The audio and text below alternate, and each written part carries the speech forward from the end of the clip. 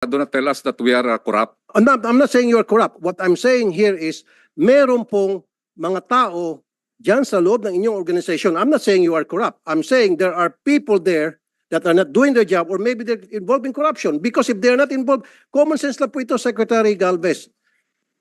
Pag nagsabi ka ikaw ay combatant, di ba combatant meaning, meron kang baril.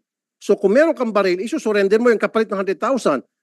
Your Honor, the categories of the firearms is not only individual firearms. We have also cruiser weapons. That cruiser weapons, meron po yung mga 5 o 6 po yung tao na. Then sana magmamatch pa rin. Isama mo na yung machine gun, isama mo cruiser weapon, kung ano pa mga weapon, kasama na dapat din. But I definitely take offense, Senator, that you are already telling us that there is a corruption.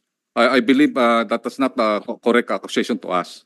Well, sir, I'm sorry. I'll stand by what